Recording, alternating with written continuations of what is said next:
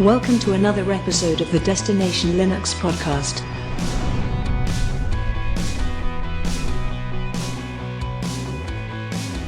Welcome to episode 85 of Destination Linux. This is a podcast of opinions made up of semi-intelligent people discussing our love for Linux. Today with me, we have Zeb. Zeb, what have you been up to this week? Well, I finally got my IC dock installed. Oh my gosh, it's only been 3 months. Something along those lines. And now I've just got to work out how to get the SSDs back out because they're stuck. They're jammed in it? Yeah, you press the eject buttons and it's like hitting a brick wall. Nothing works. Did you screw them in or just place them in the trays? No, just place them in the tray, but they've got this huge spring mechanism that you push past and that obviously is holding them down. Mm-hmm. Uh-huh. And I think I got an email from someone because I described it elsewhere in another episode that I was doing somewhere. And they said, you need to get an old laptop SSD drive that's busted and just keep ramming it in and out to loosen the spring. This is the fix for a brand new IC dock. Yep, just to keep pushing the drive in and out so it loosens off the spring. So we'll have to give that. I don't think that's really necessary. But he said afterwards it would work. So he said he hopefully still works afterwards. So I just haven't got a laptop that's broken yet. You could also send it back and just get a new IC dock, but then we'd have to wait 3 more months to find out how it works. Exactly. But then the other really important thing was a challenge to you, Ryan. Oh, yeah? I now have 5,000 retro games to play on my Raspberry Pi. Oh, my goodness. And how many of those are 3D intense AAA graphic games? I've just written here, just up Ryan's alley, all pixelated and old school. We are talking 1980s amusement arcade games, Galaxy, nice. All that sort of stuff. Asteroids, we had to move the ship around. Nice. Space Invaders. Everything. It's been a blast. I've played 3. And do you love it? It's great to be able to show the grandchildren and say, look, this is what we used to play, not what you're used to on the Xbox and the PS4. Right, and they're terrified. It's really interesting. I'm enjoying messing around with the Pi. It's good. So is the challenge that you have 5,000 retro games and you're asking if I can get more because you're on. I'm going to have a terabyte external drive, which I happen to have dedicated games on my Raspberry Pi, and I'm going to fill it to the brim. And then I'm going to get the notice from attorneys that I've pirated too much software. That's the spirit. And so also with us today is Michael. Michael, what have you been up to this week? I've been doing quite a few things about getting the show ready to do a lot of some new graphic overlays and stuff like that. And I've been doing some just basically changing the infrastructure of the show in general. But I also decided to try something out that I found. I've actually already seen this a long time ago, and I never really gave it a chance. And then when I recently gave it a chance, it blew me away with how simple it is and how powerful and useful it is. I added some usage tracking and analytics to the Destination Linux website. The reason why it's amazing is because it respects user privacy and user freedom, because the analytics are controlled by the Destination Linux website. Can I opt out? Yes, you can. Okay, good. You can if you say do not track on the browser, it just refuses to track you. And if you don't do that and you allow it to track you, it still anonymizes all the data anyway. So it doesn't keep track of IPs or anything. Like, for example, there's 4 pieces of IP address. There's 4 sections. The last 2 sections are automatically obfuscated to 0. So it doesn't remember who you are or anything. Can you send it to Google? Yeah, can you send it to Google?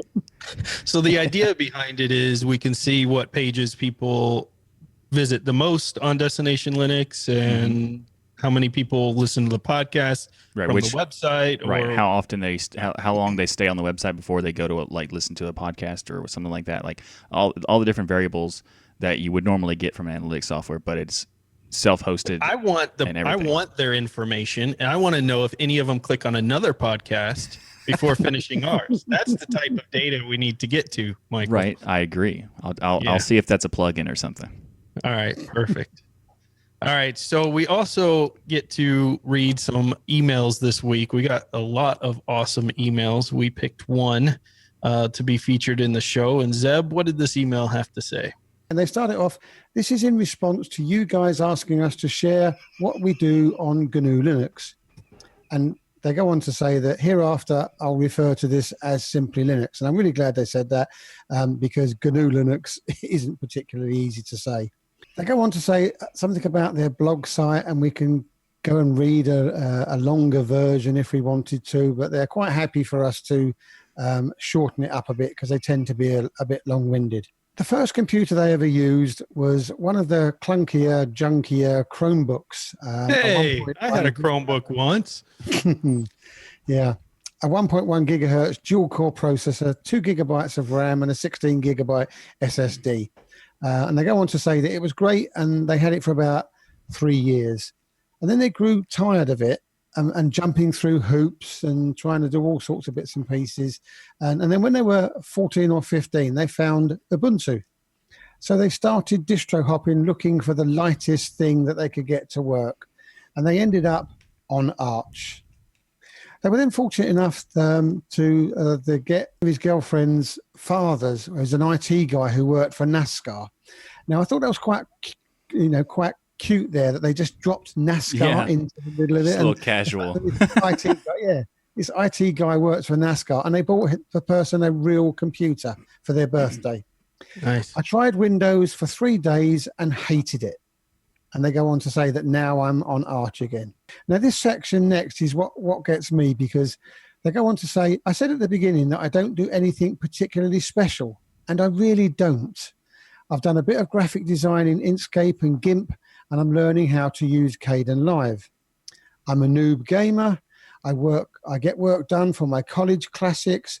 I volunteer extensively for UB ports, and I've got a bunch of programs. I said, whoa, hang on a minute. I volunteer extensively for UB ports, and that's not special. Yeah. Ryan, tell us why that's special. Well, I mean, listen, I like the fact that they don't think it's special, but they're doing something that a lot of people in the Linux community, not a lot of people, but certain people in the Linux community don't do, which is take the next step to figure out a way to actually get involved in the projects. And here they're actually getting involved by volunteering extensively, in their words, with UB Ports. UB Ports is doing a lot of great work out there, not only continuing the Unity platform, but also they are doing work with the mobile platform as well. So it's a really cool project to be involved with.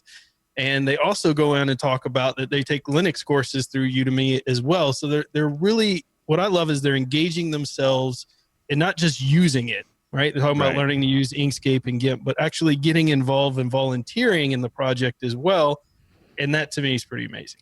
Yeah, it's definitely special. Like, there's the amount of people who use Linux needs to be higher, but it's already great. But the amount of people who contribute to Linux would be very much, it's special if that was to increase. So I think just being extensively helping out with the UB ports is awesome. So like, if you don't think you're doing something special, you totally are. Mm-hmm, definitely. And Gideon obviously watches the show because he goes on to say, I self-host both my Nextcloud server and my blog on Raspberry Pis. So there you go, Ryan. You've now got to try and get a Nextcloud server onto the Raspberry Pi. I'm going to make it happen right after I run out of credit on Linode and DigitalOcean. So Gideon ends up by saying, how much of that could I have done on Chrome OS? If it was a modern Chromebook, I would have been able to do some of it, certainly, but not all, and definitely not to this level. What I do on Linux is because of Linux.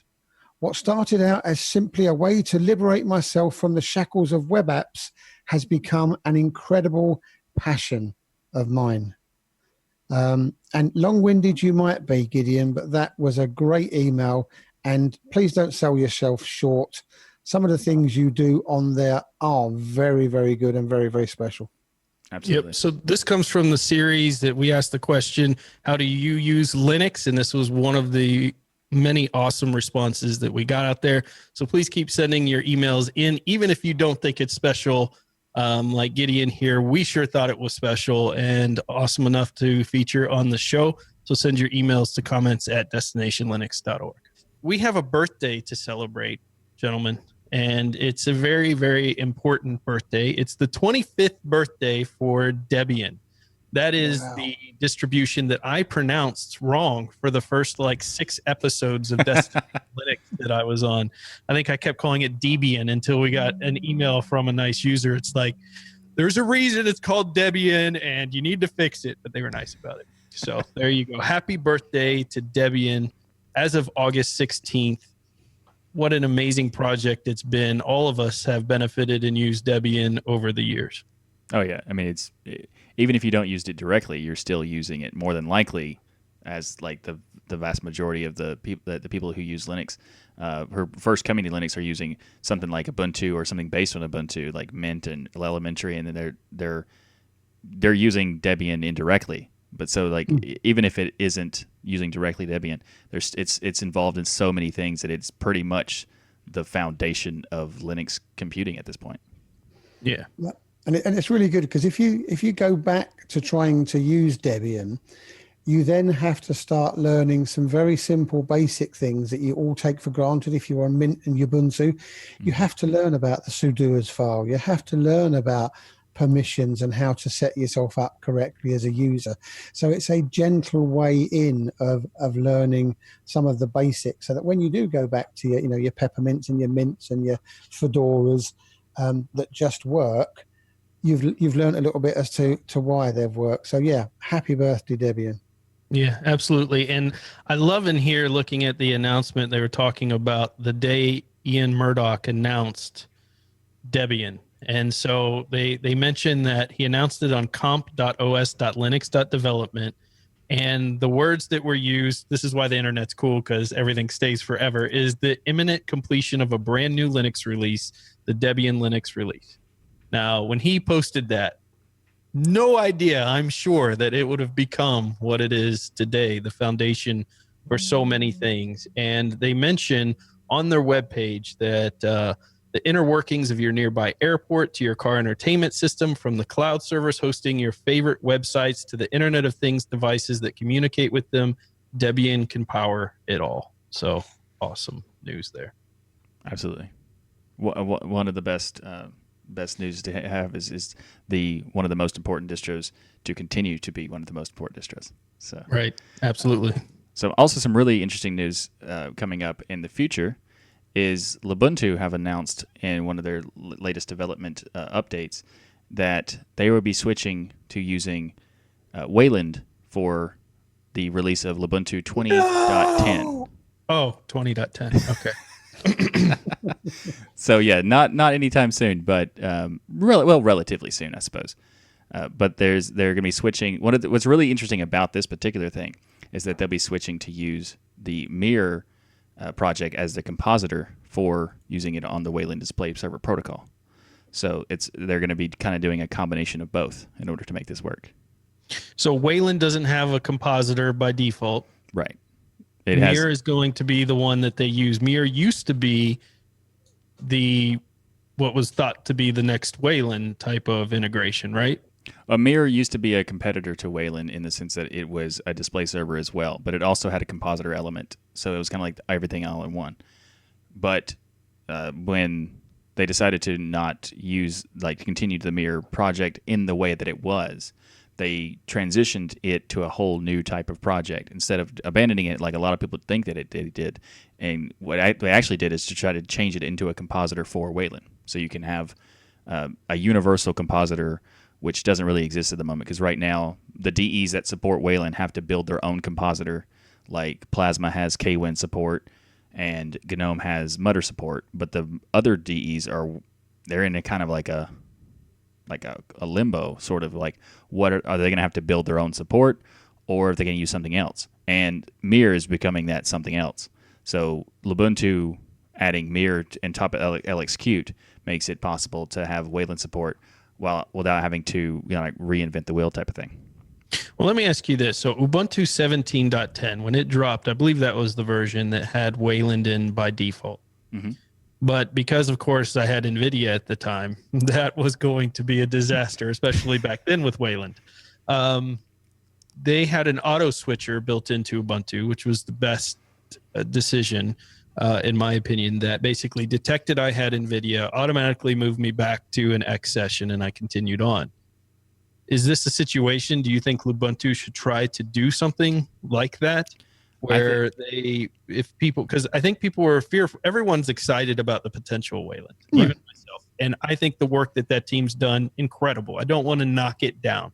But the fact is, it's just not ready yet. I've used it in Fedora recently, and there are many issues that unless you're just doing very basic things on your computer, it does not do particularly well.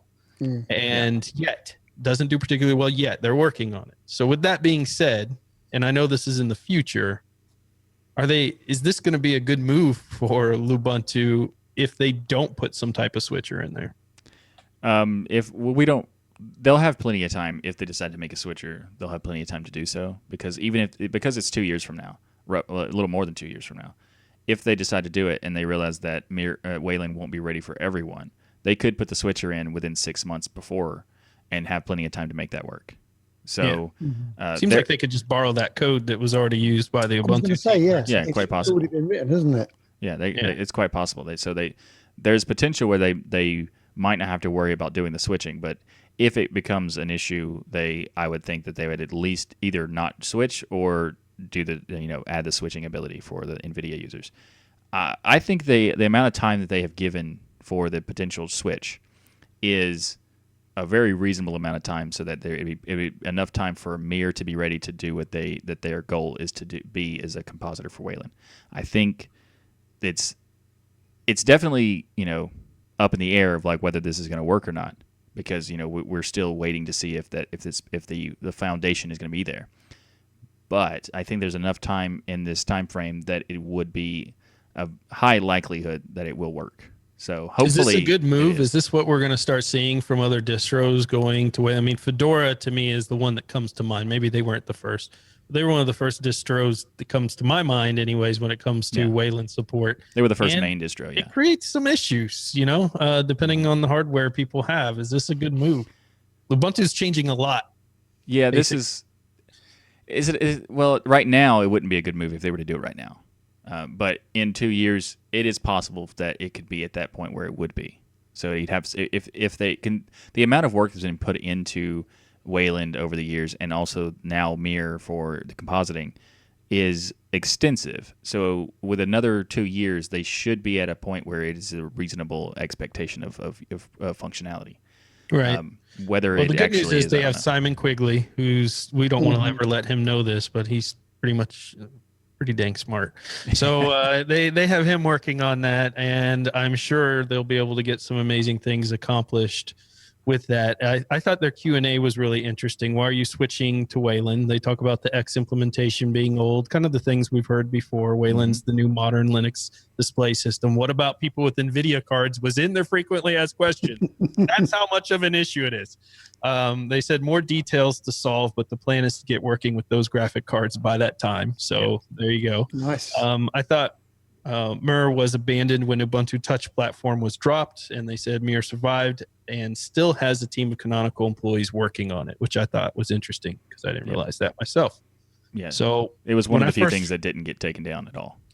When I first heard the news, I literally cringed. I was like, oh my gosh, why? And then when I saw it was a future release, and then I thought about the team being involved in it, I think it will be very interesting to see what happens with Lubuntu. They're definitely changing things up over there, and we'll see how that works. Yeah, because it would appear that with their change to LXQT and now the change to Wayland, they're sort of like chasing that performance side of things and trying to get everything up and running nice and smoothly. So good luck to them, because they've taken on a big challenge, I think, there. Oh, yeah. Yep. So another company, or another distro, I should say, that's trying to improve performance is Deepin. And they've just released a 15.7 release, and they're advertising a lot of performance improvements in the latest iteration. Now, we'll leave the details in the show notes, but they go on to talk about some of the performance improvements they mention are ISO size reduction, laptop power optimizations, and memory optimizations. So I then quickly skipped through the rest of all of this and thought, yeah, okay, this is all very good, but what's it like in the real world? So out come the trusty USB drive, put it on there. And yes, it was nice not to have to wait for 3.1 gig to come down and just 2.5. And then I started to install it. And one of the things I've got to say is, wow, their installer is superb. Wow. I think I can honestly say now that it is probably the single slickest, best installer I've ever seen. What made it so good? Was it just the look of it, or was it the options that they present you with? Well, it was the simplicity of it. Yes, it looked really, really good, and it was designed perfectly. Yeah, it didn't have. I mean, if we go back and look at, let's say, Fedora's installer, for example, you're bouncing around all over the place. You're having to click done, which is in the top left-hand corner. I don't know why, but sometimes you have to click it twice. You have to answer, I don't know how many questions to get Fedora installed. Now, Deepin is like 6 questions. What do you want to install? Do you want us to put it somewhere, or do you want to put it somewhere? And it just went click, click, click, click, click. Nice. And then you waited the usual sort of like Ubuntu length, I don't know, maybe 4 or 5 minutes. And then up it started. Now, to the human eye, can I see? Is it quicker? Can I see? Does it run better? No. Now to the downside, I think they've concentrated so much on performance that they've let a bit of regression slip in, because I tried to install Simple Note, and the error that it was trying to give me was obviously written in Chinese. I don't have a Chinese font, so I just had a nice dialog box with all squares on it. So unfortunately, that was the end of Deepin for me. But hey, if somebody else can get it to work and can understand what these dialog boxes are trying to tell them. I mean, did any of you guys try it? Yeah, I tried Deepen, but in a virtual machine. And you know, it's different in a virtual machine because you don't usually go through and install your own personal programs and all of that. So is it pretty and beautiful? Deepen's always been, to me, a beautiful distribution. The installer is gorgeous. As you said, it's very simple to use. I like some of the things that they've put in here. One particularly that they added NVIDIA Prime solution for laptops with hybrid graphics, because my gosh, that is over all the forums on Reddit and people switching to Linux and all of this as a major issue that people run into when they have these hybrid graphics. So I don't know how it works because I didn't install it on a machine with hybrid graphics, but it's cool that they're working on that. So everything I looked at, I was like, yeah, this is good. They lowered the ISO by removing unnecessary things. The issue, I think, continues to happen. I think Deepen would be ridiculously popular if there wasn't a lot of controversy around it being having China origins and conspiracy out there regarding their spyware and claims like that out there. Now, I want to be very clear. I'm not stating they're valid claims. I really don't know because I haven't personally investigated it. But there are lots of them out there, and I think that hurts Deepen ultimately. And one of the latest ones they actually responded to directly, because I think it was a YouTuber or someone who had basically stated they had found this cnzz.com links into their website, and their app store is basically linked to this website. So every time you go there, there was analytics being captured. And the particular YouTuber or somebody said that they felt it was spyware on the machine. Now, Deepen came out and responded and said, no, it's not spyware. It's the same as Google Analytics, and that it's just basic website access stuff. Now, if you've ever set up a website, Michael, I know you've done a few.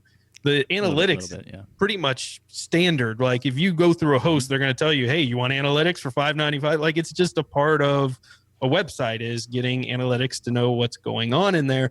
People are claiming it's more devious than it is. I don't know the answer because I personally didn't, but I think that's the problem with Deepen. It's beautiful.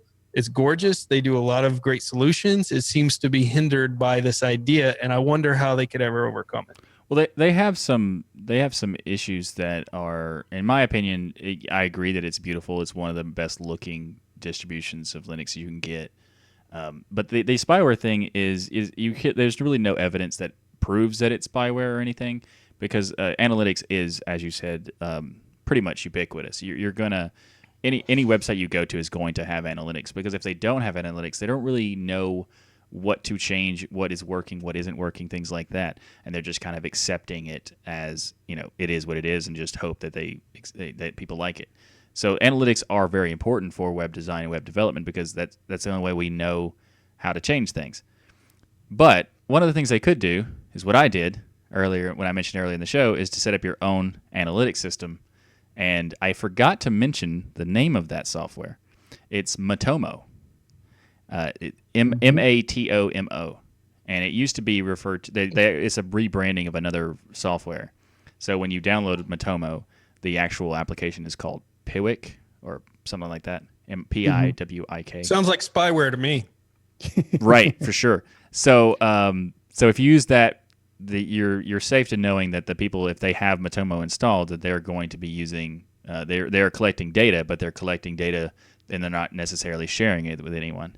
Now, that doesn't mean that it automatically anybody who uses Matomo is not sharing it. You're still needed to trust someone, but as long as they're not using Google, you can guarantee it's not being shared, at least in that sense. Mm-hmm. But in the overall aspects, they could be getting reports to people and stuff like that. So there's really no guarantee in that sense. But I think this might help them as far as their reputation goes. If they wanted to do analytics, that they use the self-hosted version instead, because at least in that point it would be going to like the originators of the distro itself. That's interesting. Yeah. Now I'm just going to play a bit of devil's advocate here, because I understand the analytics side of it. And when I found out that that's all it was about, it was like, it's a big hoo-ha over nothing. However, I was going to the App Store. I wasn't going to a website. I was going to a program inside that distribution where I could install applications. Yeah. Nowhere does it describe the App Store as an extension or a website. Yes. So it was surreptitious. If they were something like Bodhi Linux, which you go to a website and install software from the website, you immediately know you're on a website, and they've got some clever system where you can just click install and it works. That's interesting. The App Store is meant to be an application within Deepin. And I think that's where they seriously shot themselves in the foot. That's a good point. Also, I think the App Store and Deepin just automatically launches itself when you boot the machine. It's like at least the first time. So it'll automatically launch and then therefore automatically do the analytics stuff. So maybe that in that sense that it could be looked upon as a negative. But having said that, I must admit, when I was testing 15.7, I totally forgot about all the malarkey over spyware and all the rest of it. I just wanted to see, was this thing quicker when I got it installed? You're kind of like, I'm okay with them knowing I'm watching Peppa the Pig right now, because this is awesome. Yeah. Only it wasn't so awesome. So, come on, guys, do this really clever optimization. Make NVIDIA Optimus work or NVIDIA Prime work so you can get these hybrid. But don't forget the basics. Yeah, I do like the fact that they have to be able to install software. Yeah, I agree that they needed to get the fundamentals down. But I did want to say that I do like the fact that the Optimus solution is called Prime. Yeah, of course you do. Yeah, I kind of like that. As a geek, of course. Yeah, all of us love that. How about I get you guys ramped up a little bit, because I want to feel the energy in this podcast. And nothing will bring energy like 6 reasons why Linux users should switch to BSD. Oh, yeah. Let's do it. Let's do it. I'm excited. So I came across this article, and it made me think of Southeast Linux Fest, because there was a lot of BSD representation there, actually. There were a couple BSD booths. There were people who were pro BSD walking around kind of spreading the gospel of BSD. And it got me curious, and I talked to an individual, in fact, out in the patio area about BSD. And that individual, Bo, by the way, may come on the show because he uses Kali Linux and is a professional penetration tester for network security and things. But I was asking, is there any advantages to BSD, because it used to be a BSD user over Linux? And so interestingly, it gets covered in this article. So let me read off a couple of these, and then we could take turns of why you should switch. We need to change the name to Destination BSD if these convince us to BSD over Linux. Don't worry, it won't. This is an opinion article I thought would be fun. So the first one is BSD is more than just a kernel. BSD consists of a kernel and packages needed to get things done, which are developed by the project itself. Michael, Linux is just a kernel. That's all it is. Yep. Better kernel, but anyway. Okay, so that didn't convince you, but this next one, I know you'll agree with. Packages are way more trustworthy in BSD is reason number 2, because all the packages are on a centralized package port system. In Linux, there are so many sources for packages. There's PPAs. It's confusing. Yeah, there's PPAs. There's Flatpaks. There's snaps. There's all kinds of stuff, sure. And now what's number 3? But you didn't really answer that. I mean, that's... no, because number 3 answers number 2. Go ahead. Okay. Slow chain equals better long-term stability. Right. That's reason number 3. They're more trustworthy because there are fewer of them, and they update a lot less. Okay. I like marketing spin too. So you're not convinced yet. Not yet. No. This is not going the way you wanted to, Ryan, is it?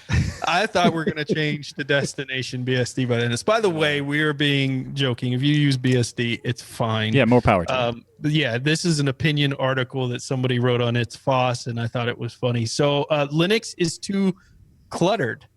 It's too cluttered. In Linux, they often bounce people. Now, this was true. In Linux, people often bounce from distro to distro. Now, I don't know if it's true in general, but it's true with all of you that I hang out with. Are definitely distro hopper addicts, including myself, because they have to try to find a particular Linux version that works with their hardware at that time. But with BSD, apparently, everything just works. Anyone buying that? I'm going to go with most things don't work. You know, if you ever have peripherals that you want to plug in, there's a lot of issues where that does not work. And there's also... Did you ever use BSD, Michael? Yeah, a long time ago. But to be fair... There's been a lot of improvements to BSD over the years, and TrueOS is probably the best option for anyone who wants to run BSD or at least try it out. Yeah, because I think TrueOS is pretty decent in terms of BSD. I got to say, I was tempted to try out after seeing all the representation at Southeast Linux Fest for BSD. I was tempted to try it out. No. Yeah, I just need something clarified, Ryan. You said BSD is fine. Is this Doggy Festo fine? Yeah, I mean it's it's just like all right, number 5, ZFS support. They have ZFS support now. They do mention there are a couple of Linux distros that have this, but it's not mainstream. And ZFS is basically has some licensing issue where it's being prevented, that may be overcome soon, but being prevented from being put in the kernel directly. Yes. And ZFS apparently is a reason why you should use BSD. Now, of these 6 reasons, one of them is a valid point, in my opinion, and that is ZFS. Yeah. It is. So what does ZFS provide you that would make it valid to utilize? It's very fast. It has a great redundancy system for RAID setups and stuff like that. It's not really a good file system for basic usage. It's fantastic for file storage. And that's where most people use ZFS is for file storage, like FreeNAS, for example. And FreeNAS is a BSD network attack storage distribution, essentially. Well, operating system, because they don't like calling it distributions, but anyway. So ZFS has a ton of good features like snapshotting, copy on write, all kinds of stuff. It's really cool, and it makes it where you don't really have to worry about data loss. And you also have to worry about your system being slowed down because the compression system that's built into ZFS is one of the best. Now I want it. I just want it. Why don't I have it? Well, I mean, there is a licensing issue. Well, the licensing issue is that they could call it Zeb's file system. Yeah, no one's paying me a dime for this. It's open source. You're not supposed to be paid. They use the license. I'm pretty sure it's CDLL. And the reason is because that license is not like it has. It's not that it's not open source, which it kind of is, and it's not like it's not free software because it kind of is. But there's also like there's some pieces of that weird license, verbiage in it that makes it misconstrued. ambiguous, and it makes it possible for for someone who's using it to potentially deal with some issues. But I think there was an agreement that BSD, like some BSD groups made with, I'm pretty sure Sun made ZFS, and I'm also pretty sure that means Oracle owns ZFS. And that's kind of why people don't want to put ZFS in, is because of that connection. By the way, if you're a BSD user and Michael's wrong on any of these points, comments at Destination. Yeah, feel free. I mean, there's definitely a possibility I'll be wrong on this stuff because I'm a Linux guy on Destination Linux. And not, So the sixth reason is going to get you, though, Michael. I know it. The sixth reason is actually a negative to their points. It's license. The license is why you should switch to BSD, because GPL is considered by some not to be truly free because it limits on how you make it and use the software. BSD license only has 3 clauses. Take the software, make changes, and do whatever you want with it, but somehow also protects the developer. No, it does not do that. Okay. So there's this reason why this is a negative. The license is better in the sense of not restrictive as much as the GPL. The GPL is restrictive because it requires you to, if you use licensed software of GPL software, you have to issue your code as GPL software. So gotcha. BSD, you can take that code and do whatever you want with it. So I could take BSD, package what they already did, and then go sell it on a website, and it's perfectly call fine. It Ryan's distro. Change nothing, and it's fine. You can also take BSD, free BSD, for example, and then convert it into a operating system that you have massive proprietary combinations things and like your own file system and all kinds of stuff, and you can call that Mac OS, made by a company named Apple, and you'd get perfectly fine with their license because that's within their rights to do so. Gotcha. Which they did. Yeah. So they have a lot of proprietary software you can't get back because the license allows them to do that. I'm sorry to any BSD listeners that may have accidentally stumbled upon listening to us. I did not convince Michael to switch, but Zeb, surely I convinced you to try BSD. Well, as soon as I saw those words BSD, it immediately sprung into my mind. Yeah, bad, so not good. What is going on? We can't put down another free and open source project like this. That's not who we are. I tried it a while back, and it was seriously not user friendly. That's true. It's not. Really. And I would rather do a full Gentoo install than try and use BSD again. Now, wow. It may have improved in the last 18 months or so, but I very much doubt it. But I'm ready to be proved wrong. Okay. So if either yourself or Michael or somebody who has installed it in bare metal can come and have a chat with me on one of the live streams wherever I appear and convince me that there's more than 6 pieces of software to install, then I'll give it a whirl. I'll find 7. There's quite a bit of the software to install that is somewhat ported from Linux. But does it work?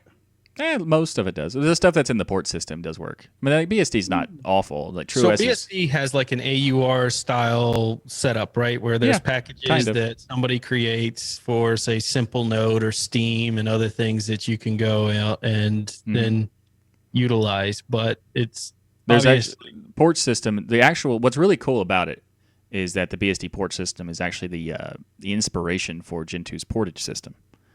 Oh, so interesting. It's a really cool it's a really cool system, and that gives you not only just compiling software but also can do binary stuff too.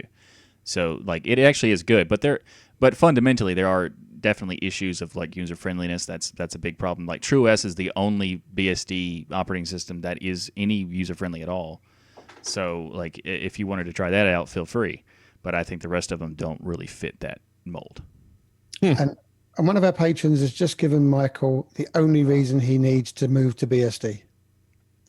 Plasma is on BSD. Whoa, and maybe it doesn't blink on BSD constantly. Like, anyways, what else is in the news, Michael? So, thanks for that. Let's just completely skip over that part. But anyway, so Opera 55 was released recently, and they've added a lot of interesting features, and they've added like quite a few things that like you can compare. Well, basically, if you're not aware, Opera is based on Chromium, so it has most of the benefits that Chromium has. By the way, I'm taking all the credit for this. You're welcome, users of Opera. They released 55 because last week, if you remember, I put Firefox on notice. And that's why Opera came out and released, knowing that I would bring a huge influx of traffic over to their browser. And he did say he would sing some opera, so it makes sense. That's right. Yep. Yeah. So this is all me. To go with his Mozart painting, yeah. He took him down. How dare you? Yeah. Now we have Samurai Jack. That's a whole nother story. That solves it. That fixes it. It's fine. Yeah. So it is Chromium based. I love Opera. I used to, when I was back in the Windows days before I found Linux, before I was saved to the Linux world, I used Opera and Vivaldi and others like that. And it's a very good operating system. Of course, for me, Opera's biggest thing was when it came on mobile, when it first kind of hit my radar back in the day, and it had the gesturing system and things like that, which were really unique. I think Opera was also the one recently that had dropped or tried to do, I don't know if they're still doing it, the free VPN they dropped that they had partnered with. But yeah, they had done that for a little bit, which was pretty neat. I thought because it raised awareness for VPNs, which everybody should have, I think at this point. And it was always very reliable and secure. I liked it a lot. No issues with that. So I was glad to see there's another release, and it's available as a snap if you want to go try That's it out. Cool. I mean, I like Opera, but I think Vivaldi is probably what I would go if I was going to use something that's Chromium based. I would go with Vivaldi. So you know what I've been playing with recently is Brave. You guys heard of Brave? Yeah, I've used it. They have some interesting ideas and also some really odd ideas too. Well, I didn't realize how controversial it was. I was just like, I'm going to go try this web browser Brave. And then I don't remember if I mentioned it or I was doing research and someone was telling me, but as I was doing research, I started realizing there's a lot of people who don't like their model. There's a lot of people who love their model because they're doing some different things with how they're handling ads. They're kind of creating a platform to be able to, as you're browsing, put money into a bucket that automatically it gives that money out to the websites you visit most in place for showing their ads, because by default it's very secure. It blocks their ads, but it will of course show Brave's ads if you set it up that way, which is weird for sure. And I understand why people are annoyed because they'll block the ads that go directly to the site, and then replace it with ads that go to them. Yes, they'll replace it with their own ads. And if they get if the person who makes that site has gone through the process of setting up a connection with Brave to get stuff from the ads, then great, they get something. Well, what do they get? Who knows? They haven't really said. But the issue is that they also take it out without informing any websites that it's being removed. So they could be just removing it. But then at the same time, Brave does some really interesting things where they have these like Brave points sort of thing, where you can generate points and then give them to like creators that you want that create your like blogs or YouTubers or podcasters and and any kind of thing like that. So it's controversial because they have some things that are kind of sketchy and other things that are like really innovative. Yeah, but this points thing, is this a bit like the stuff you get when you go and fill up with, Exxon or Shell or BP petrol, and you need 50 million of the things before you can get a mug? Is the individual user going to be able to get enough points to make a difference? Giving it to... In fact, there's actually a system where if you sign up on behalf of another, like let's say someone partners with the Brave system, and you sign up under that partner, you get a certain amount of points just for signing up through that system, and also the partner automatically gets something like $5 or something like that. Well, I can't go out and tell people go try Brave because I've thoroughly tested it and believe it's completely secure and everything they say it is. But with that being said, I have enjoyed utilizing Brave a lot, not only on my desktop but on my mobile phone. I like that they're challenging the norms of what we think about when we talk about ads and giving revenue to content creators. I actually like the idea of giving money, being able to put money, donating a certain amount of money. Maybe it's $10 a month. that goes and gets split between the websites that I visit most instead of having those ads. By the way, their ads that they display, I've never seen them because they give you an opportunity to turn it off right away if you want. So they're very, it's very interesting, and I'm not quite sure all the controversy where that's all going to land, but I like the idea that they're challenging the norm and that they're focusing very, very heavily on basically keeping your data private. That's their focus. Do they accomplish it? I can't tell you yet because I haven't done enough research to be able to say for sure, but certainly that looks like what they're doing very effectively with it. And it is also Chromium based as well. So if you're looking to try out a new browser, maybe check it out because I've enjoyed it. I have it on my iOS device, my Android device, and my desktop. So nice. There are some interesting things about Brave, and I do think that it has some benefits. As you said, it is kind of like the controversy is like still up in the air. I think there's some good things and some bad things. So like it's really hard to give like a definitive opinion of it, but it is definitely worth trying. But one thing to note is that they have very few add-ons or extensions because they only accept extensions that they kind of like test and deem worthy to I be don't in it. mind because one of those is the LastPass and Bitwarden, and all those are on there. So the core extensions to me are there. But if you or somebody has to have some other special extension, you may want to look at that and see if it's something for you. But yeah, I would like to have Brave on so somebody knows someone from Brave and can get in contact. I would love to ask them a bunch of questions about this browser and figure out where they're going. Yeah, that'd be fantastic. But the thing I like about this particular section is it's not just about Opera and about Brave, but it's about browsers in general. And to be honest, we could probably do a whole show and still not have time to get through every type of browser that's out there. And what's great for me is they are developing it for Linux. They're making it available for Linux. They're not just concentrating on the Windows world and trying to get something to beat Edge, which isn't difficult, by the way. They are actually spending their time and putting in features that appeal to Linux users. So that's really good. Yep. So to go along with that, and the fact that Opera was done in a snaps, well, Flatpak 1 has been now finally released with lots of improvements. Now, again, there are probably way too many here for me to list. And even if I did list them, I probably wouldn't understand half of them. So I'm gonna defer to Michael on this one. And one of the biggest questions I'm going to ask him is, will Flatpak 1 reduce the size of the Flatpaks? Not somewhat, not necessarily, but it depends on the developer if it's possible, because like it's kind of, and also in some cases it might add extra to it because they've added extra features that allows the Flatpak developers to That's do it. more And there's things. too many options. I'm going to BSD. Exactly. The thing that's really cool about this latest release of Flatpak is the app permission system, where it asks you if you would like to allow it to do certain types of features, and that's really cool. Like if you wanted to add something that supports Bluetooth and things like that, you can give it permission to use it or not. And I haven't really tested to see if it's possible to like individually pick permissions and then continue on, or is it like kind of like an Android thing where it's like it tells you what the permissions are, but you either accept them all or don't use the app. I haven't really seen any kind of details about that particular thing. But if it gives you to modularly pick which one you want and then disable other features of the software just in case for other purposes, that would be actually quite amazing. Like I would be. Yeah, don't take my word for this, but when I saw this article, I installed a Flatpak. It asked for the Bluetooth. I said no.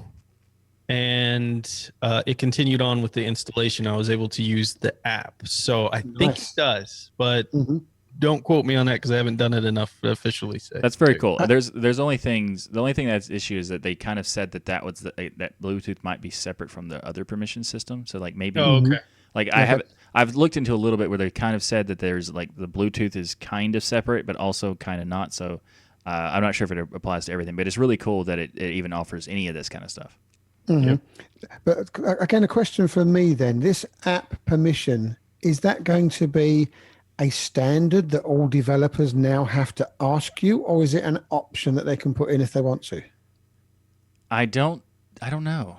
I think the fact that they say that you can be prompted kind of implies that it's not a requirement. It's not a requirement, yeah. Yeah, it kind of Which implies is a bit of that. a shame, because it would be nice if they were to standardize. Because one of my biggest concerns with Flatpaks and apps, Flatpaks and snaps, is yes, it's providing a very easy platform for developers to produce software and to give it to you. But there's no real guidelines that I can determine from a simple user point of view as to how they do that. And this would have been a great thing. If everybody has to say, this is what I want to take control of, this is what I need to use, you can say yes or no.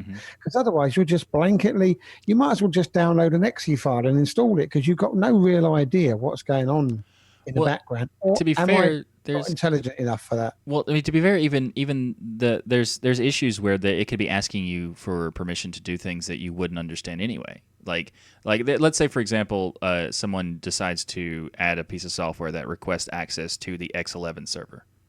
What if someone comes to Linux and are just using Flatpaks because they heard it was an easy way to install applications, and they're asked to use X11 even though they have no idea what that means?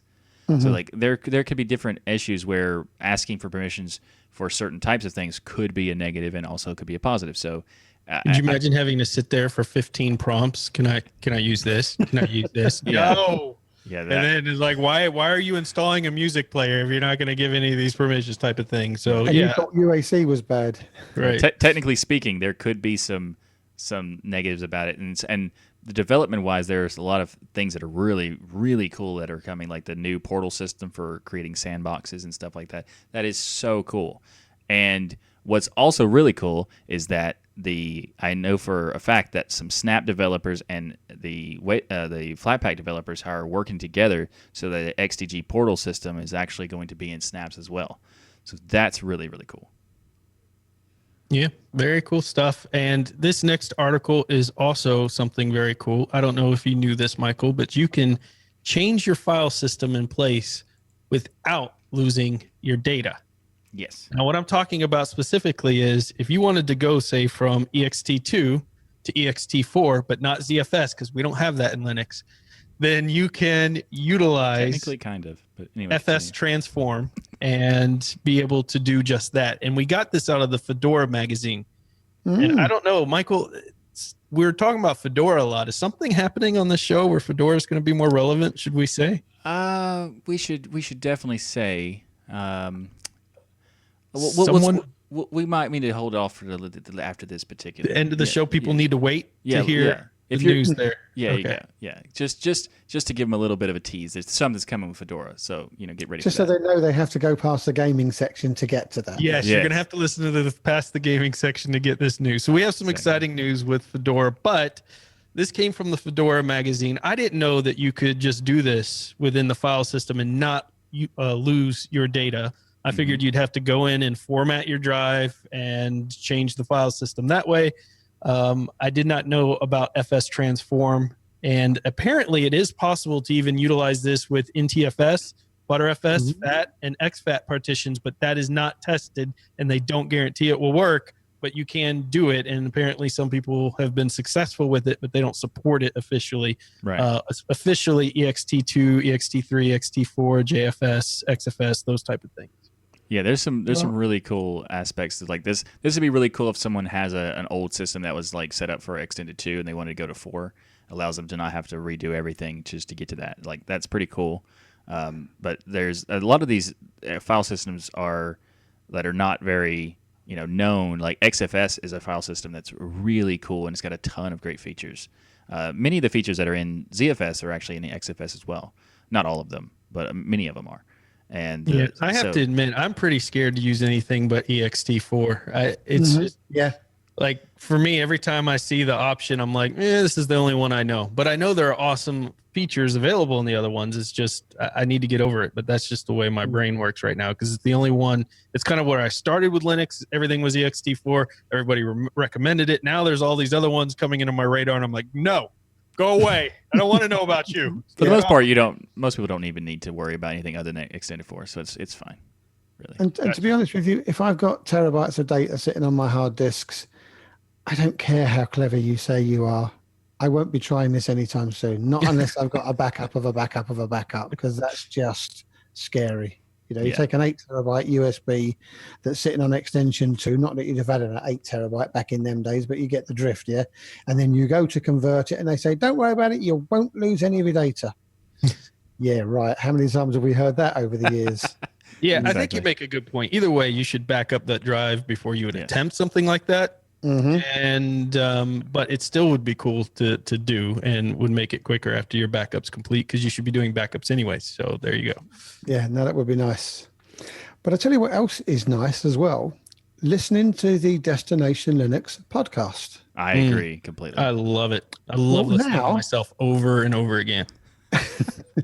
If you want to listen to those on your desktop, then try podcasts. It's a GNOME-based app that also has a Flatpak available for install. It has a simple UI that takes a lot of its cues from the GNOME Music app. Nice. You get episode lists, you can get titles and artworks of your favorite podcast. And apparently there's even an option where you can speed playback those bits where Michael's talking. So that's I always downloaded this. I love it. It is such a cool little app. So if you want to listen to podcasts on your desktop, this is a Flatpak that you can just go out there and install.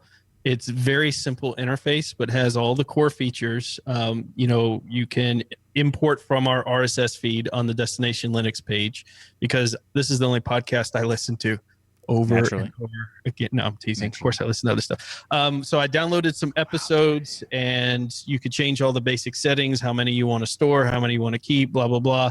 All the things you're used to in an app. You get the artwork, which is great. The only thing that it was missing is the show notes. There was no show notes when you went to it. So I thought that, if you're on the desktop and you're playing a podcast, I thought it would be cool to have the show note links there so you could click on them and be able to go to the websites while people are talking about various things. But other than that, definitely go check this out. It looks like it takes some cues from maybe the GNOME music player. Very simple interface, but it works. It's functional. Does it have support for bookmarks or chapter points? I don't recall it having that. No. Okay. No. That's one of the things I like. But most of the time when I see a desktop podcast app being released, they usually don't have something that's like super important for me, which is the playback speed thing. So it's really nice to see that they're including that, because I typically listen to podcasts at ridiculous speeds. That's amazing, because you could speed through all the times Michael's talking and just get right back to me. Yeah. Perfect. You can change it midstream. Okay, so you shouldn't use it on this particular podcast, but or any other ones that I'm on. But it's nice to see that it's there. Whatever. Whatever. What's not nice to see that it's there is more security vulnerabilities in Intel chips. So. Oh wait, I'm on AMD. Suckers. Well, okay, you get a little pass on that one, but yeah. But yeah, so they found three more security holes, and we're probably still got like 6 more left. But that's just my guess. So 3 more vulnerabilities that have kicked off once again, and are they already patched, or are we going to have to sit here and wait? Or I'm sorry, you guys over there in Intel world, are you all going to have to wait to see if that gets patched? Kind of. So this one was really interesting, because not only is it, a potential exploit malware that could get into your machine and steal your information, but of course it also, like we've talked about with these other exploits, it doesn't matter even if you have encryption, because it also reveals your encryption keys as well. Wow. Which is fantastic. Yes. Who wants to get AMD with me? I'm already there, man. Team Red. But I do actually want to let you know that I kind of figured out their problem, the Intel problem. Okay. So did you tell them? Well, I'm gonna send them the copy of this podcast and the video version so they can see it. Excellent. So I narrowed down their security holes to a singular position where they need to work on. So if you see right here, there's this hole that you can just get everything. See that little hole right there? Michael is showing for the listeners a picture of the Intel Inside logo that has a circle around it, but it's not a complete circle. Yeah, I see it now. There's a little hole. That's right where there. the data's leaking. That's where it's coming out for sure. Yeah. Wow. It took me a long time to figure out that hole though, but I think that's going to be solving the problem for them. You, sir, are a genius. Thank you. Sounds good. Sounds good. Now, again, I'm going to play devil's advocate here. Are they miraculously finding these new security leaks periodically just to keep our interest peaked because they still haven't built a secure chip yet? Well, Intel is expected to ship new chips this year that have mitigations to the speculative execution, but some of them we don't know when, right? So until then, we don't. Maybe I don't think Intel would purposely hey, we've got more problems, guys. But I think that they probably are rushing to try to get some new chips out there. But until then, it's best to make sure you're applying those patches on a regular basis because they are patching like crazy. And there's a lot of word on the street right now about Intel's latest patches causing a lot of performance issues. So, and allegedly they've been telling distro manufacturers that they can't tell us about it or something. I read somewhere very briefly. I think they might have rescinded that again since, but that would be very naughty if it is slowing us down 20%, but no one's allowed to tell us that. There's also some weird stuff that Intel's been doing with licensing issues where they changed the license of something and then Debian decided they're not going to include the latest updated drivers because it restricts them from being able to do it. And then there's a back and forth between Debian and Intel about saying, Intel says, no, it doesn't do that. And Debian says, yeah, it does. So, you know.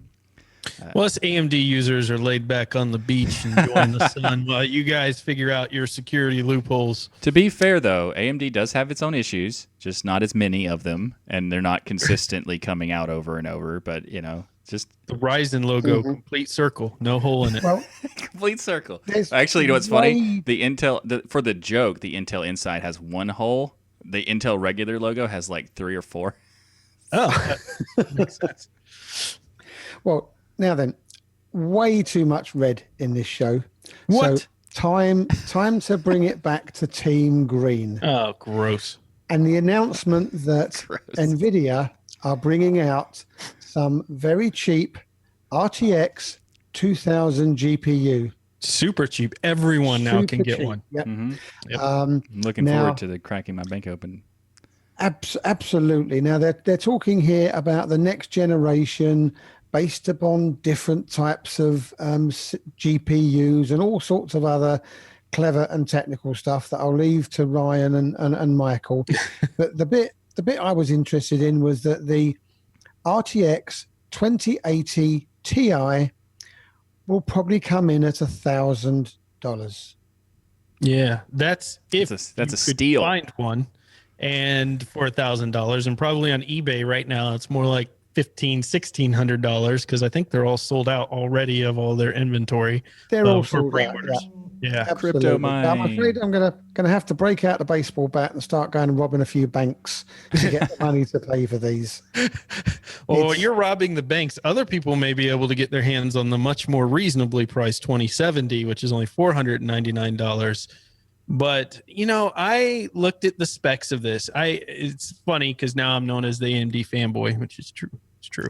But I loved NVIDIA for a long time. I had the NVIDIA 1080 card. I had the NVIDIA 1070 when I was switching to Linux 2 years ago for the first time. And that's why I could never use Wayland until now, now that I'm on AMD. But in any case, I like NVIDIA. I love the competition, most importantly, because it just drives innovation. To me, for the first time, I felt like this release from NVIDIA was very similar to Intel's release when AMD released their latest Threadrippers, where it was like a reaction or trying to get to market before AMD's new Vega 20 line comes out with the 7-nanometer technology, just to get something out there to get people to hurry up and spend their money before AMD drops this new card. Because the specs to me are not that much of an upgrade, especially for the prices of these cards from the 1080 line and the Titan X line. Now they're going to impress you with some, more RAM and some more CUDA cores and a little bit more megahertz here. But ultimately, if you look at the graph between them, you go from the 1080 at 1733 megahertz on the Pascal to the 2080 at 1710 megahertz to the GTX or RTX 2080 Founders Edition at 1800 megahertz. It's just not a huge, and megahertz isn't everything, by the way. You got to look at CUDA cores and everything. There's so many factors that go into this. Their biggest thing here that they brought out was ray tracing. That's the new technology. So as far as, being a major jump in speed and things on the onset, not seeing anything other than having GDR6 RAM that's going to create a huge difference. But the ray tracing does look amazing. Mm-hmm.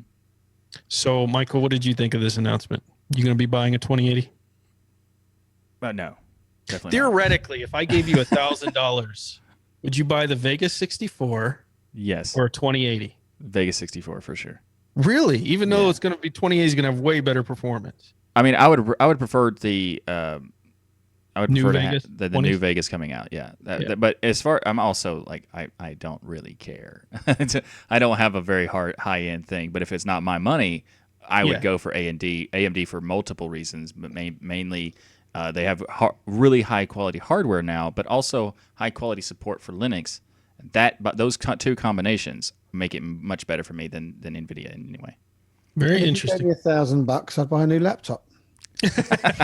There you go. And then you could use the new operating system, not new one, the one we talked about that has the support for the hybrid graphics, Deepin.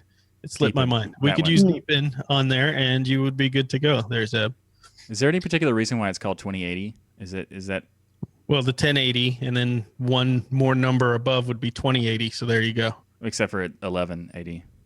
11, 12, 17, 14, 15. Yeah, I mean, they just completely they just jumped a massive thing. Yeah. It is a new architecture, so that's why they probably went with a new number, like a second generation, because it's on the new Turing architecture instead of the Pascal.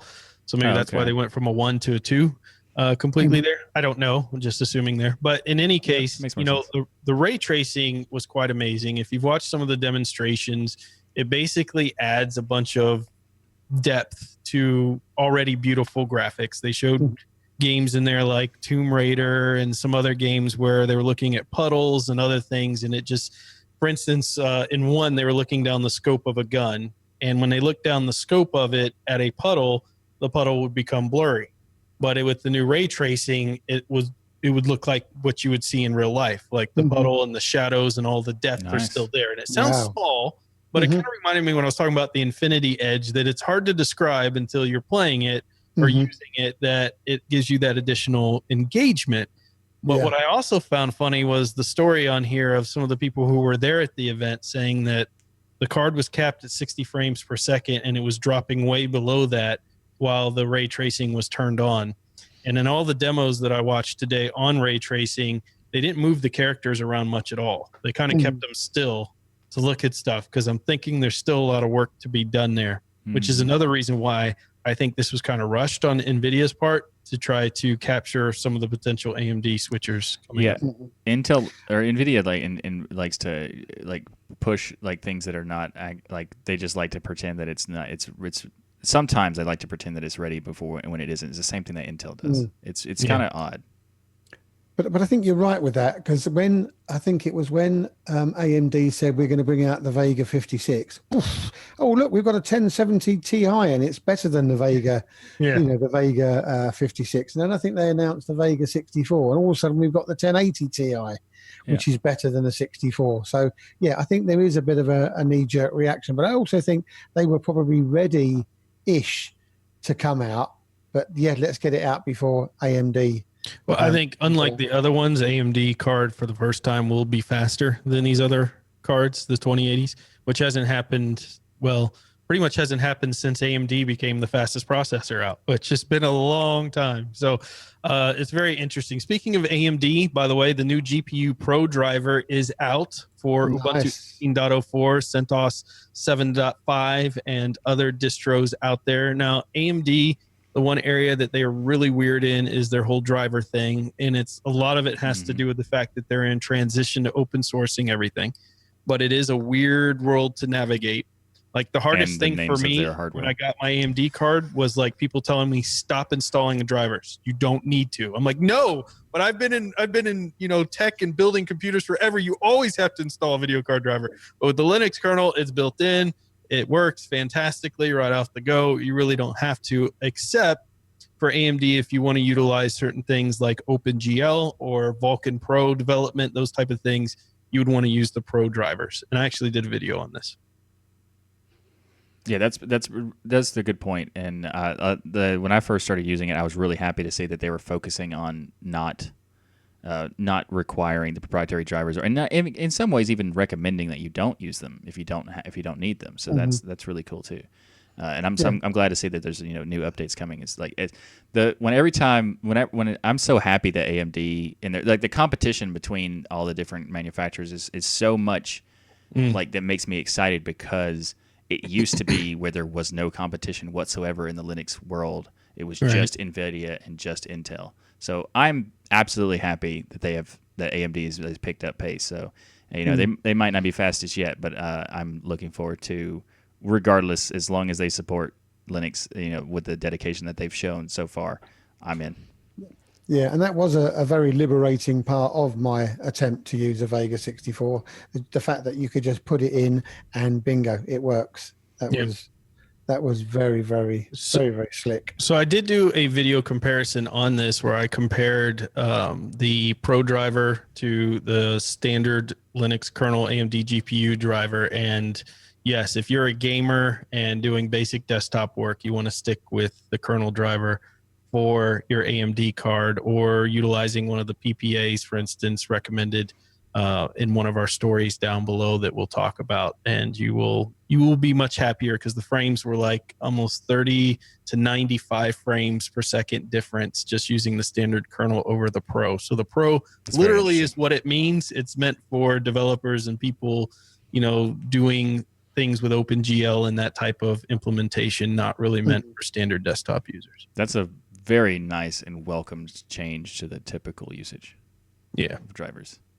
And also, a very nice and welcome change is the news we got from Valve about the Steam having wine support with a thing called Proton, where you can now use Steam. You can install and play games from Steam that are supported on Linux via Wine. Yeah. Yeah, I saw your video you did, Ryan, about this news, and it was really interesting because when you said that in the video, it was kind of okay. I'm gonna admit something that was kind of sad. When people said that you could play Doom on Linux now through Steam, I was like, yeah, okay, whatever. And I was thinking the original. Yeah, Doom. I was thinking the original Doom from the '90s, and then I go watch your video and you point out and it shows the new Doom that came out recently. And I was like, oh, never mind. This is awesome. I already knew this was awesome because just the technical aspects. But the fact that I was like, Doom, whatever. Like, oh, Doom. Like I could play Doom on my phone. Why would I care about having it on Linux, the original one? Yeah. This is I think it was released about in 2016. Yeah. It's funny because if you go back to the 30 Days of Linux series that I did, one of the things that I kept getting comments on was, but you can't game. So back then I figured out on Wine how to get Doom 2016 to work and did a frames per second test between it in Wine. And back then you could do a bunch of configurations to actually get it to work. And it was one of my videos out there to prove that there's all kinds of different ways you could game within Linux. Yeah. And back then I think I had the NVIDIA 1070 or 1080, I don't remember, but one of those cards. But in any case, I did the new video when this came out. I tried to do it the same night I heard about it. And I think I accomplished it somewhere like midnight or 1 o'clock in the morning. It came out because I was just so excited to try this out. It's incredible. This is a collaboration. First of all, we got to stop and just thank Valve for everything they've done to push Linux forward. Even if you're not interested in gaming, this is an important thing for adoption of Linux. So if you don't care less about gaming, and even if you don't care about that, the adoption of it, and you want it to stay small, still the technology and innovation of these two teams, Valve and CodeWeavers, coming together to do what they did and accomplish here is incredible because they are basically utilizing these games that are meant for DirectX 11 and 12, and they're finding ways to implement them through these environments, utilizing things like Vulkan to get them to run and run really, really well, especially if you stick to the 27 games they support out of the box. But a lot of people are finding dozens of other games that work right now that aren't on their official list, but also work. They're Windows games. It's incredible. Really awesome. Like, it was funny in the previous episode, we were talking about how Valve has done so much for the Linux platform because they brought gaming to Linux, and therefore they brought a lot of attention to Linux. And I was saying, like, even if there's it's something they announced that's not a big deal or it's not that important, it's still I respect them for doing everything they've done. And then immediately after saying that, they released this, and it's like, okay, now you're amazing again. Like, you just can, like, there's no way you can even respond to this other than like, thank you, just thank you, because this is awesome.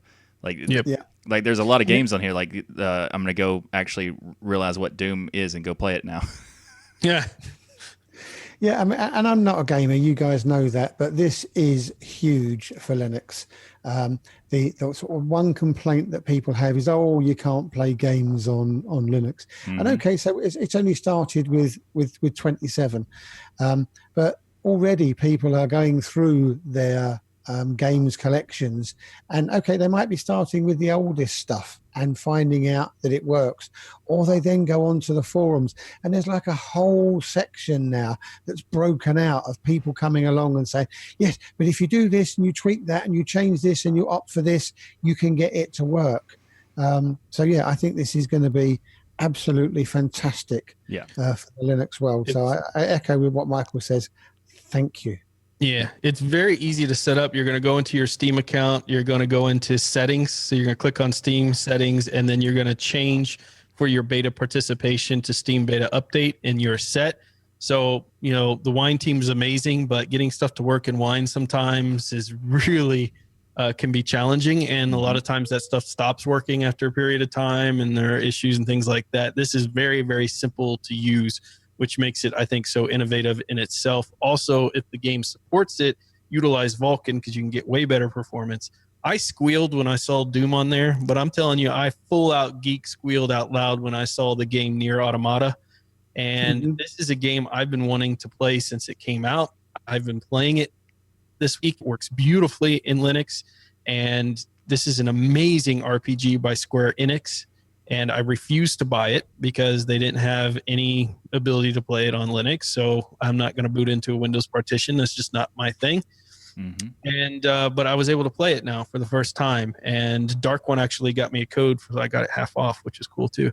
And got the game and played it. And it's so much fun. And the performance is fantastic. Like, there's no issue. I'm well over the 60 frames per second. There's no issues with saves or the storyline. I'm getting the full content of the game. Now, not all of them are that way.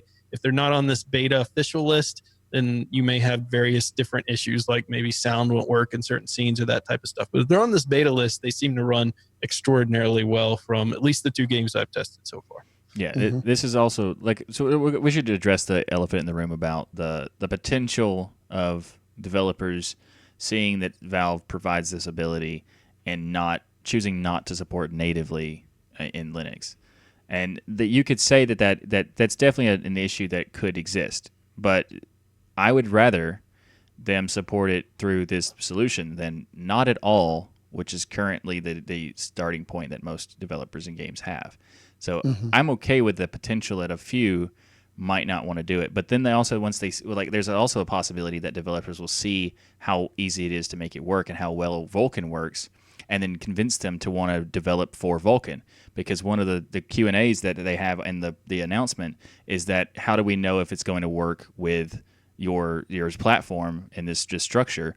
And their response is, if you make it work with Vulkan, you're a very good chance that it's going to work with this.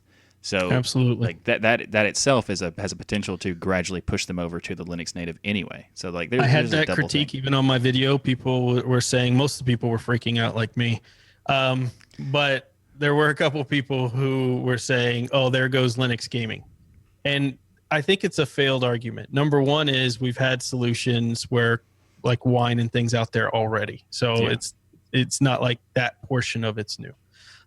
So that didn't kill Linux gaming. Linux gaming's only improved. We've gotten more games since that time. The other thing is every game engine out there is getting to the point where they're trying to make seamless multiple platform releases as simple as a click of a button. Now, they're not there yet, but all of them are attempting it. Every single one of them are working on that. And even my brother who develops games, he is utilizing that functionality and testing it out. And it's getting better and better as it goes. And eventually we're going to get there. To me, this is the bridge between that time when developers can click a single button. I know that will never happen literally, but you know what I'm saying. It's going to be very easy to move over to release your game for multiple platforms at once and now. And so this to me is just a bridge between that time period that allows a lot of people. And if you look at the comments on that video I did, there was a lot of people going, I'm installing Linux right now. Okay, you finally convinced me I'm moving to Linux. Like there were so many there. And that to me told me all I need to know about it, that this is going to be a big game change for people, because some people were holding out for specific games and now they have them on our platform. And that's like fantastic news, because there's so many things that, like, there's also games that I had never even heard of that now I want to go play with, like the Nier Automata. I've never even heard of it, and now you've convinced me that I want to try it. Oh, it's so good. Nier Automata is so good. But what else do we have going on? Well, one of the things I want to talk about this before we go is the focus of this is even more like, okay, we're already going to hype the Valve, thank you, blah, all that stuff. Yes. What's really cool is someone asked them, are there any plans for Mac OS support? No. They have no intention at all, right? At least not right now, to support Mac, because they're focused on Linux. That is awesome. Yeah. Yep. Well, up next is something that we've got to hope that all of these Windows users coming across to Linux never find. What? How dare you, Zeb? I got asked to review I got asked. Graveyard Keeper. And it's now out for Linux on GOG. Now, apparently this is it's reminiscent of Stardew Valley. You know, you remember that game where Ryan wanted me to go plant square cabbages and rectangular carrots? Sure. Sort of like walk around a farm in flat 2D. Sounds riveting. I went to the website because, you know, I've got to give these a go, because I've got to learn that some games they're there because they're nostalgic and all the rest of it. But I've just wasted 3.5 minutes of my life that I will never get back. So please, if you keep divvying up these games for me to review, it's going to be my grave. I don't know how you end up always getting these games. It's like somebody purposefully tell me, please. It's just a mystery. What is likable about it? It was just the biggest pile of nonsense I've seen, Ryan. Sorry.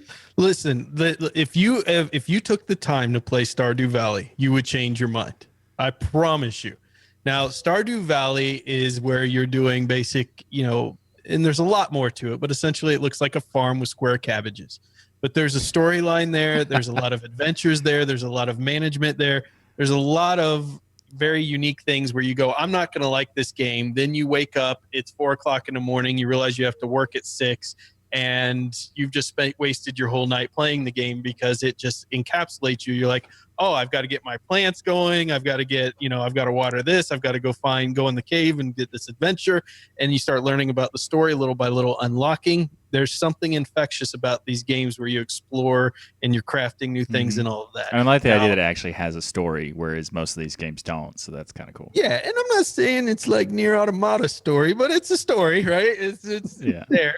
And then there's Graveyard Keeper, which again reminded me of Stardew Valley when I looked at it. I haven't played it myself yet, but the graphics look like it. But instead of a farm, you get to bury bones and skulls and all this stuff in your graveyard and keep your graveyard running. I mean, Seb, you're missing out. Let's not forget the talking donkey that brings in the cadaver. or the Cavadar. Or I've got a freshly rotting corpse for you, mate. Do you want to go and bury it? Oh, thanks a lot, donkey. And the guy goes, what? A talking donkey? What's going on here? And off he goes. And then he keeps going back to the house, and there's a talking skull. Naturally, of course, it's Graveyard Keeper. What is you? You know what I love about our patrons is so far 2 patrons have already said that it's a lovely and awesome game. So see, we're outnumbering you, Zeb. This is an really? amazing. Who's that? Where's the band key? Paul. Where's the band key? Oh, Paul, he's your clone. Yeah. Paul could have a game of like Pong with 2 bats either side, and it'd be fantastically reminiscent. Have you ever played Pong with 2 bats side by side? It's fun. It's an adventure. That's fun. I do like the best part about this game is my favorite is the way they describe the game, because they know that it's kind of a silly, ridiculous game. They call it the most inaccurate medieval cemetery management sim of all time. I love games like this. Absolutely adore them. I will own it at some point. It was a little overpriced, I thought, at $19.99. I will wait for it to go on a Steam sale, but I will pick it up. Now, here's a section that we've added that a lot of people are liking, and that's the tips and tricks of the week. So I'm going to break the rules a little bit in here, include another email, because the email is asking us for tips and tricks on something very near and dear to Michael's heart and also mine. I was going to allow it, but now I don't know what it's going to happen, so we'll see. He said, first off, thank you guys for the amazing podcast, especially you, Ryan. You've added a bit again. There's a little. I don't know how that got in there. I'm going to have to teach you to read, you know. Oh, I've started listening a few months ago, and I've been loving it. I've recently switched to XFCE. Great choice, my friend. And I was looking for a drop-down terminal when I learned you could use the XFCE terminal in drop-down mode with the command XFCE4-terminal space --drop-down. We'll have it in the show notes for anybody who missed that. Do you guys know any more cool tips or tricks with XFCE that I could use? Thanks again for your great podcast, Ryan Kyle. So his name's Ryan Kyle? That's cool. Yeah. So I put together some of the tips that I have with XFCE. XFCE is perfect out of the box, so it's kind of hard to come out with some tips, and it can be very personal to what you want. But the first good in tip, Lubuntu. or the thing that I absolutely love, is creating your own dock in XFCE. So instead of installing Docker or Plank or Docky or one of those others, you can literally just right-click on your panel, click Add a new panel, and because it's so simple with the way they do their settings, you can auto hide it, intelligent hide, and then you just drag your icons to it, make your own dock, put it where you want, and now you have a quick launcher in XFCE, so you don't have to use any other applications, which we know sometimes have compositing and shadow issues and all that other stuff, which you'll never have when you create your own dock using the add panel option within XFCE. The other options I have on here is I have a monitor switching. So if you're an i3 fan or you want to be able to move programs between monitors, I have a script out there that I stole from somebody else and made for and edited for some XFCE goodness to where you can just do some shortcut keys once you install the script on your auto launch, and it will allow you to move applications between your monitors. I use this for gaming specifically. If I want to move it between 60 hertz and 144 hertz monitor, I can just click a key combination and move the games between the monitors. And XFCE Goodies install, which is a good one to add if the distro doesn't come with it already, depending on what distro you're using, which adds some extra artwork and quick launchers. But you guys added another one in here. What was it? Yeah, I actually added one that I thought is one of my favorite things about XFCE, and I love that a lot of DEs are bringing this as an option for their system, and that is the layout switcher, or the XFCE panel switch. And it allows you to easily go into this menu and then choose, for example, if you want to use like a Windows environment or a Windows-like environment, you can just click a button, choose it, apply it, and now you have a whole modification of your panels that makes it look like a Windows with the start menu on the bottom left and everything like that. And it also has like a Mac solution as well. And Very nice. Yeah, it's kind of like the same thing that Ubuntu Monte is doing with their panel switching system. So it's really cool to see that all these different DEs are adding this kind of thing. Mm-hmm. And the thing I like about it is because ever since we had Sean Davis of XFCE on our show, every time I install an XFCE now, I have to have my 4-panel layout. I panel on the left, a panel on the right with the clock in the middle, and then, as you've just said, Ryan, the panel at the bottom, which is the replacement for Planck and Cairo Dock and all the rest of it.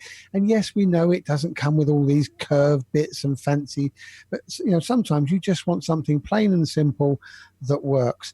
And the fact that you can save your layouts and use them at a later date.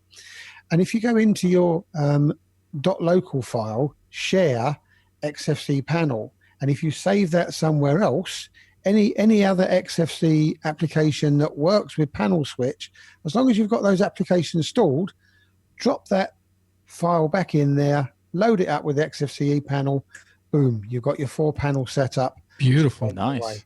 That's awesome. So it is very, very nice. Yeah. So another thing that's nice, and the spotlight this week, is the easy-to-use ISO burning software Etcher. Yeah. And Etcher is probably one of the best, if not the best, or at least because of how user-friendly it is. And I'm going to go off on a limb and say that both of you have probably used this, maybe. Not only use it, it's the only ISO burner I use. It's in my, and I have an install script every time I distro hop. Etcher is the first thing I add in there in case I need to distro hop off real quick of the distro I'm trying. Yeah. So Etcher is amazing, very, very reliable, very fast. Mm-hmm. But there was something interesting that we came up on when we were discussing this show, and I think it's important to let people know about this because Brian and I have come to the conclusion that it is not Etcher's fault. The past, 20 or 30 ISOs that I've tried to write using Etcher have failed, so that when you then boot up, I'm not being given the option of UEFI. If I go back to some older ISOs from exactly the same distribution and burn them in Etcher, they work perfectly. So it's not Etcher that's failing. They've done something different to a recent round of ISOs, which means that Etcher isn't managing. So what I'm hoping is that either they change or Etcher works out what it is that's causing the failure and can come back up, because it definitely isn't Etcher's fault. It's something that's coming along. Yeah, I think it's distro dependent. For instance, today I was doing some Fedora work and used Etcher to burn the ISO, and Fedora gave me the UEFI option. Now there are other distros that I tried and I didn't get that. So I think it's something with the ISOs themselves, but it's not perfect. Most people either use a GUI. Most people probably use a GUI based burner. I think Etcher's the best by far out there. I think it's the easiest to use, and it's so straightforward. Like in the visuals on the episode, you can see that it's just like select the ISO, select the drive, click flash, you're done. Like that's such a simple solution. I think the issues. But before we go, I want to just point out one thing. When Zeb says that the last 30 or so ISOs that he's used, that just means yesterday. Yes. So. I think it's interesting because we talked about this, about Etcher being our software spotlight. And there was another one that people mentioned, which was Sousa's Studio Image Writer. And one of our patrons just mentioned that they think that one's better as well. And that is a great image writer out there as well. That's not to say there aren't other great ones, because there are, but there are a lot of bad ones. And Etcher has always been the most reliable for everything I've needed. So that's why I recommend it. Of course, you could just DD, and as Michael calls it, the disk destroyer, and take your chances there of making sure you put the right path in. But it could destroy. It's not meant to, but it totally could. Yeah, if you don't do it right, you could do something. But Etcher is more of a fail-safe GUI out there to use. So. And a very simple feature about it that I do like is often I'm going, ISO's downloaded, right, let's get open Etcher. Oh, blast, I haven't put me. A lot of other writers, you then have to close it down, put your USB slot in the stick, and then open it up again. Etcher doesn't matter. Plug your USB drive into the slot, go back to where you select your drives, and it's there every single time. It's really slick. Yeah. I think it's if you haven't used anything other than UNetBooten, you need to check out a lot of the other ones, and especially Etcher. I used to be a UNetBooten fan, and then it turned into complete terrible experience for me. I haven't gone back to it in a while because the experience was so bad for a while with it. there was a period where it was really good and then it just tanked. And that seems to be a phase that these ISO creators go through. I stopped using it, I think, on Linux Mint 1010. Oh, yeah. It's been a while. Okay. Yeah. Yeah. And there I go. That's why. It's been a while since it was updated too, so it might have been 1010. Yeah. All right. Well, that is our episode for the week. A big thank you to each and every one of you for supporting us, whether that's by watching us on their YouTube channel or listening to us as a podcast. Thank you guys so much for your amazing support. And Zeb, how can everyone get a hold of us? Yep. So remember that you can get back to us and let us know what you think or ask any burning questions via numerous methods. We have email, comments@destinationlinux.org. Our Telegram group. We've got Discord, Google+, Twitter, Mastodon, and a whole raft of other ways that you can find on our website at destinationlinux.org/contact. So please keep the comments and questions coming. We love to read them, and you've heard yourself a couple of emails today that really show how well Linux works. And don't forget as well, tell us ways that we can improve the show. Even if it's something simple like get Ryan to stop mentioning his names in emails that aren't there. Just let us know what you want to do. Do not send that email. I will ban you. Keep those questions coming. Yeah, absolutely. Keep them coming, and also keep those likes on the smash button coming. It's very helpful to us, and we'd be very appreciative. If you ever wanted to experience the show live, and you can join us in Zoom by becoming a patron, go to destinationlinux.org/Patreon to become a patron and join us in the Zoom chat for the live experience. And also, you might have seen this big cut right there. You would have seen what I said if you were a part of Zoom at the time of the recording, but I'm going to keep that out. So it'll be special for the people who are patrons and get to experience it live. So if you'd like it's to, special, right? Yeah, it's so special. In fact, it reminds me of one of our patrons telling us they have no expectations for the show at all. Well, yeah. So anyway, if you wanted to experience it, just go to destinationlinux.org/Patreon, and if you'd like to help us grow the show, you can rate it in like the various podcast apps, and also share it on social media and Twitter, Mastodon, Diaspora, things like that. We'd be very appreciative if you could do that for us. So everybody have a great week, and remember, the journey itself is just as worthwhile as the destination. Thanks, everyone. Thanks. Bye-bye. Thank you for listening to another episode of the Destination Linux podcast.